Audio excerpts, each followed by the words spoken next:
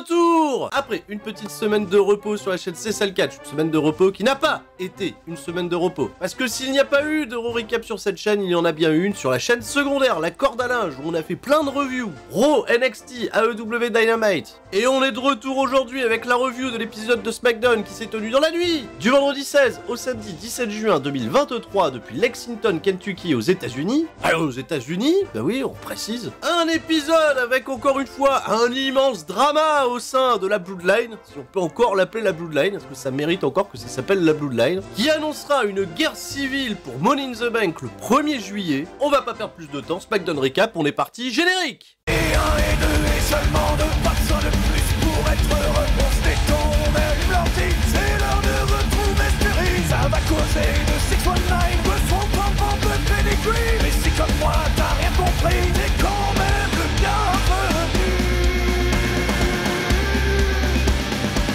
C'est ça le catch, de la passion et du fun. On se prépare pour le corps à corps, donc tout le monde reste fort. Un épisode de SmackDown qui va commencer traditionnellement avec un clip. On nous remontre Jey Uso confronté par Paul Heyman et Solo Sikoa pour savoir si Jey Uso il fait toujours partie de la Bloodline. Surtout que Paul Heyman il a dit Roman Reigns il veut te faire toi le nouveau chef tribal, enfin le prochain quand Roman Reigns il sera plus dispo. Bah, vu au rythme auquel il catch, il sera dispo encore longtemps. Et d'ailleurs j'avais oublié d'en parler la semaine dernière, mais Jey Uso il a fait comprendre à Paul Heyman que s'il devenait un jour le chef tribal, il dégagerait Paul Heyman. Voilà, il a dit si moi je rejoins la Bloodline, si je reste dedans, toi il faut que tu partes. Finalement cet épisode il s'était terminé avec la défaite de Jey Uso contre Austin Theory pour le championnat des États-Unis et un malencontreux super kick porté par Jimmy sur Jey, totalement accidentel, c'est suite à une esquive de Solo Sikoa, mais Jey Uso il était pas très sûr de son frère. Alors dénouement, ce soir, puisque Roman Reigns est présent pour obtenir des vérités, on le voit d'ailleurs arriver dans son SUV. Il y a Kayla Braxton qui est déjà dans les parages pour récupérer les impressions de Roman Reigns, et Roman Reigns il va dire à Paul Heyman « Hé, il y a ta petite amie qui est là, vas-y, réponds-lui là, frère, tu saoules. » Oh, le dédain de Roman Reigns quand il a dit à Paul Heyman « Il y a ta petite amie qui est là. » Et le regard de Paul Heyman lancé à Kayla Braxton qui va la regarder, mais de bas en haut, et qui va la snobber. Ah oui, ça pue dans la Bloodline. Alors, on répond même plus à Kayla Braxton. Puis on a ce visuel de Jey Uso. Est-ce qu'il va rester dans le rang? Est-ce qu'il va rester bien aligné à la Bloodline? Eh ben, il va falloir patienter parce que tout ça, on le verra dans le dernier segment de la soirée. Tag Team Gauntlet Match. Et je suis très content que WWE réutilisé le mot Gauntlet. Parce qu'ils ont appelé ça Turmoil pendant un moment, je comprenais plus rien. On avait 5 équipes qui avaient été annoncées pour la semaine dernière. Et ben finalement, il y en a 6. Ils ont rajouté Heat Row, qui aurait pesé très lourd dans la balance. Et bah figurez-vous, dans un combat où 6 équipes vont être impliquées, ça va se terminer en à peine 21 minutes 40. C'était très court. Les Brawling Brutes, Sheamus et Ridge Holland, fils de François, ils vont taper les Street Profits en 2 minutes 32. Alors ils ont essayé de présenter ça de manière compétitive, mais 2 minutes 32 pour taper les Street Profits, j'ai trouvé ça un peu très étonnant. Surtout qu'il ressort pas du tout protégé du truc. Il y a Brock Kick de Sheamus, Angelo Dawkins y perd 1, 2, 3. Et derrière, parce qu'il va y avoir la pause publicitaire pendant cette partie du combat, Z aussi va poser plus de problèmes aux Brawling Brutes. Et les bagarreurs de la nuit viendront à bout des bons frères en 7 minutes 30 à peu près. Voilà, mais toujours bien, toujours solide. On a lancé ensuite dans le mix Cruz del Toro et Joaquin Wall qui eux ont perdu en moins de 2 minutes. Mais ça ne sera pas pire que Heat Row puisque Top Dollar rebaptisé Flop Dollar par Michael Cole, lui en 15 secondes il a perdu contre les Brawling Brutes. Les Brawling Brutes, ils les ont construits très fort. Ils ont squashé des équipes comme les Profits, LWO, Heat Row, et il reste plus qu'une équipe face à eux, les Pretty Deadly. Et la bonne nouvelle, il y a un vrai match bien construit, bien basique, avec bien sûr les Pretty Deadly qui vont avoir un petit avantage physique, puisqu'ils sont beaucoup plus frais. Le soutien populaire derrière Sheamus et Ridge Holland, il se fait beaucoup ressentir, on a un chouette combat, j'adore Pretty Deadly. Énormément de code old school dans leur manière de vendre, également dans la manière de travailler en équipe. Et ben finalement, les jeunes anglais tout fraîchement débarqués dans le roster principal vont créer la surprise, un blind tag de Kit Wilson sur Elton Prince ou l'inverse, et c'est le Sheamus qui a été construit très fort qui s'est fait surprendre par une descente de la cuisse de la 3e corde, victoire des Pretty Deadly, sous l'œil très attentif des champions par équipe à disputer qui surveillaient ça sur écran et qui analysaient la situation. Alors voilà, Elton Prince, Kit Wilson, mais c'est qui ces mecs? Et bah justement, ça va partir à la pub, retour de pub, les Pretty Deadly ils sont dans le ring, ils claquent leur meilleure promo, puisqu'ils iront affronter les champions par équipe à disputer la veille de Money in the Bank lors du SmackDown prévu à Londres. Sami Zayn et Kevin Owens vont venir les interrompre, Kevin Owens il va repéter un câble, il va pas y avoir de bagarre, ils ont tenté d'aller au physique, mais finalement Pretty Deadly s'est échappé, c'était un bon segment globalement, même si je suis très surpris du traitement des Street Profits notamment dans ce combat. Très. Dans le vestiaire de la Bloodline, alors là l'ambiance elle est pas au beau fixe. Paul Heyman, tout doucement, il va demander à Roman Reigns, est-ce que t'as parlé à Jey Uso cette semaine? Et Roman Reigns il fait bah non, je suis le chef de la tribu. C'est pas Jey Uso le chef de la tribu, c'est pas à moi d'aller lui parler, c'est à lui de venir me parler. Paul Heyman il se rend compte qu'il a dit une connerie, il redevient un petit peu mielleux, tout ça, et là il y a une espèce de silence qui s'installe. La scène elle est super parce que c'est assez rare que WWE n'occupe pas l'espace auditif, je veux dire pendant l'épisode de SmackDown, mais c'est vraiment un silence un peu malaise, et tu sens presque que Paul Heyman il est un peu de trop dans cette histoire de la Bloodline, et qu'on peut encore avoir un retournement de situation auquel on s'attend pas. On va avoir un petit combat ma foi un peu osef entre Io Sky et Zelina Vega, qui intervient suite à une provocation qui s'est passée dans le post-show de SmackDown la semaine dernière. Genre Zelina Vega elle a mal parlé à Damage Control, de ce fait on fait un match, et le problème c'est que Io Sky et Bayley, je le disais la semaine dernière, il n'y avait pas trop de problèmes, de dissensions entre les deux, et bah les dissensions vont revenir. Petite distraction malencontreuse de Bayley vis-à-vis de Io Sky qui va permettre à Zelina Vega de gagner le match en seulement 2 minutes 24. Et c'est pas forcément cool pour Io Sky si on veut la construire forte pour la suite. On nous remonte Charlotte Flair qui a fait son retour pour défier Asuka à un combat de championnat, ce qui a pas plu à Bianca Belair, et on revient au temps présent où Adam Pearce il est sur son téléphone, probablement pour mettre des pouces bleus sur cette vidéo, qu'est-ce que vous attendez pour faire comme lui? Et Bianca Belair, j'ai trouvé ça très pertinent, elle a dit à Adam Pearce, ok tu joues selon tes propres règles, tu me dis je vais avoir mon match de championnat, tu me l'as pas donné, tu le donnes à Charlotte Flair en priorité, écoute maintenant on va jouer selon mes propres règles. Enfin, Bianca Belair, elle se rebelle un peu, et ça me fait plaisir, on va partir au Grayson Waller Effect dans un instant où Charlotte Flair est l'invitée, et ça me tarde de voir une implication de Bianca Belair. Retour de pause, il y a une petite altercation en coulisses entre Damage Control, bah ouais elles se prennent un peu la tête, Io Sky et Bayley, et Shotzi elle en profite pour se pointer, et exiger à Bayley un match 1 contre 1 face à elle, puisque Io Sky, elle l'avait battu Shotzi Blackheart suite à une intervention de Bayley, et elle demande à Bayley carrément, on remet ton spot en jeu, ça sera validé un petit peu plus tard, sachez-le. Et pour la semaine prochaine, calmez-vous, on retrouve Grayson Waller, qui sert juste à animer des talk shows. Et qui pour le coup, après avoir présenté Charlotte Flair qui a fait son arrivée au ring, Grayson Waller, on va pas se mentir, là pour le moment, il sert vraiment pas à grand chose. Animateur de talk show.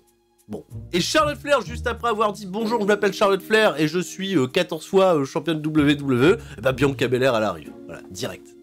Et là, Bianca Belair, elle a dit tout haut ce que plein de gens pensent tout bas. Charlotte Flair, à peine elle revient, elle est dans une course au titre. On en a marre de l'avoir trusté des main events sans arrêt. Bon, ça en réalité, tout le monde le dit pas tout bas. Il y en a beaucoup qui le disent tout haut. Mais bon, c'est Charlotte Flair. Et Charlotte Flair, elle dit bah ouais, Bianca Belair, la tu râles parce que t'as pas ton rematch contre Asuka. Mais moi, quand j'ai perdu mon titre contre un replay, j'ai demandé un rematch.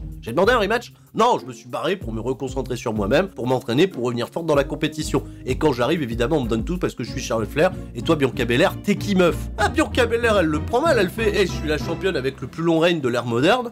Poupoune, Charlotte Flair, tu me parleras mieux, quoi qu'il en soit. Asuka contre Charlotte Flair, je suis la prochaine en ligne. Et c'est vrai que Charlotte Flair, Bianca Belair, ça fait énormément de mois qu'on en parle. C'est une affiche qui reste très protégée à la WWE, il y en a eu assez peu, jamais en pay-per-view. Et ça paraît être une suite logique à l'évolution du programme. Il y a un truc qui m'effraie par contre, c'est que Asuka, j'ai peur qu'elle devienne très très secondaire dans le programme et qu'elle ait juste fait un règne de transition pour donner le titre à Charlotte, pour que Charlotte feud avec Bianca, sans que Bianca n'ait perdu son titre contre Charlotte. Bon, bah on verra à l'avenir, si on doit dire pauvre Asuka.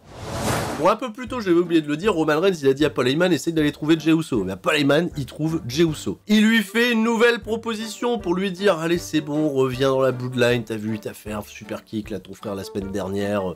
Roman Reigns, il veut t'avoir comme le futur chef tribal, parce que voilà, quoi, t'incarnes tous ces trucs, t'as pas été le bras droit sans raison, patati patata, ça brosse dans le sens du poil. Jey Uso, il fait, si j'accepte de rejoindre la Bloodline, il faut que tu dégages, voilà, ça bouge pas, ça c'est une position, elle change pas. Et hop, Paul Heyman se cache, Jey Uso il reste concentré, on verra ça ce soir. Ah, c'est pas le main event, c'est le dernier segment de la soirée, mais vous avez compris. Alors le combat suivant, il avait été annoncé la semaine dernière après que Scarlett elle ait soufflé de la poudre dans la tête d'AJ Styles. AJ Styles et Michin Miaim contre Karrion Kross et Scarlett qu'on va voir dans le ring. On voit quasiment pas catcher Scarlett et je pensais que ça allait déclencher une petite excitation de la part du public parce que les femmes à l'écran qui sont plutôt présentées comme des manageuses, historiquement ça crée toujours un petit engouement quand elles font un combat. Je ne peux pas m'empêcher de penser à par exemple Lana.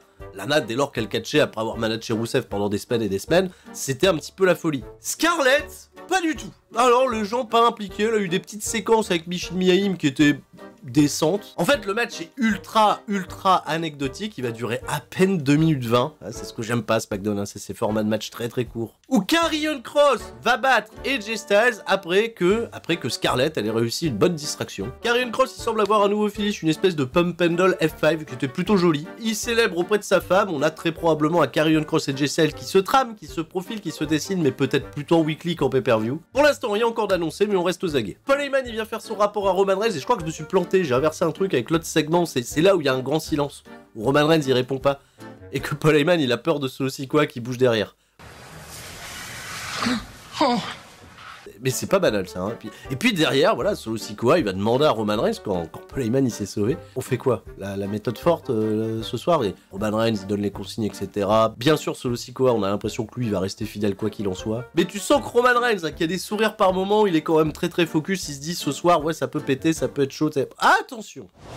Cameron Grimes au micro de Kayla Braxton qui est très satisfait de ses débuts du côté de SmackDown. Bah ouais, on le voit, il est en chemise, il catche pas, il se fait attaquer dans le dos par qui? Par Baron Corbin. Bah oui, notre projet Baron Corbin, il est à NXT, il est à SmackDown, il est dans tous les bons coups. On est content, c'est un segment dans lequel il va rester debout, tant mieux. Rey Mysterio.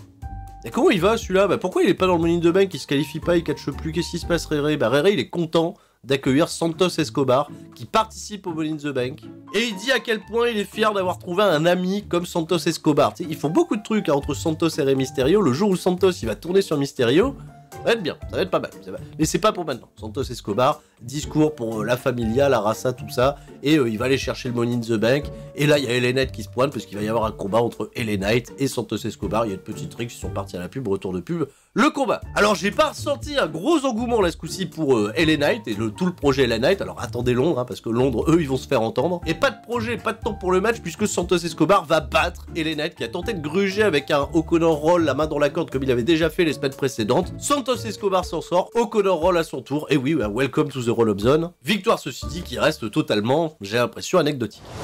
Et allez, c'est bon, c'est prêt, le dernier segment de la soirée, et chose très importante, Jey Uso, avant d'aller en ring, il va croiser Sami Zayn. Parce que Sami Zayn, en tout cas, il aura foutu un sacré merdier à l'intérieur de la Bloodline. Et on va avoir juste un échange de regards entre les deux très intense. Personne ne va prononcer un mot. Jey Uso part au ring, Sami Zayn, il part dans l'autre direction. Et on est parti, la Bloodline fait son entrée. Voilà, Roman Reigns, enfin la Bloodline, Roman Reigns, Solo Sikoa, Paul Heyman. Mais on vient quand même avec toutes les ceintures. C'est-à-dire que celles qu'on devait rendre la semaine dernière, on les a pas rendues finalement. Roman Reigns, il les a gardées. Il dit à Paul Heyman, bah tiens, sinon t'as l'air tout nu là quand t'es sans tes ceintures. Moi j'ai la mienne, ma nouvelle. Solo Sikoa, lui, il a pas de ceinture, il a son pouce. À peine le temps d'acknowledger le peuple, tout ça, hop, Jey Uso se pointe. Allez, on n'a pas le temps. Jey Uso, il arrive, Jey Uso, il y a la confrontation, il y a les explications. Roman Reigns, il pose la question à Jey Uso, est-ce que t'es toujours du côté de la Bloodline? Et Jey Uso, il pose ses conditions, il fait si j'en fais partie, et ben Paul Heyman doit se barrer. Alors là, Roman Reigns, il a un super discours pour défendre la position de Paul Heyman au sein de la Bloodline. Il fait, mais s'il n'y avait pas Paul Heyman, il n'y aurait pas de, par exemple, Jey Uso en bras droit, puisque c'est lui qui t'a suggéré en bras droit. Et étant donné que je suis le chef tribal, j'ai le droit de choisir moi-même mon propre conseiller. Toi, tu pourras le faire quand tu seras le prochain chef tribal. En 2059. Roman Reigns, il retourne donc la question, il dit le problème c'est pas Paul Heyman, le problème c'est ton frère Jimmy Uso.